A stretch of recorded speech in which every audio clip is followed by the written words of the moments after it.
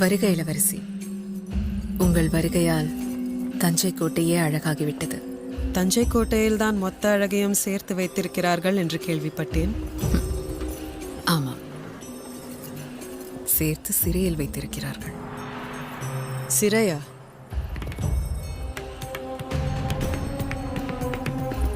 ஆணிப்பொன் அரியணையில் வைத்திருப்பதாக அல்லவா சொன்னார்கள்? பொன்தான், கொஞ்சம் மூத்த பொன். பழைய பொண்ணுக்கு மதிப்பு மிகுதி.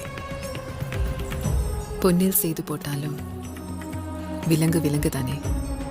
அந்த விலங்கின் சாவி நம் கையில் தானே இருக்கிறது. இளவரசியிடம் பேசி வெல்ல முடியுமா?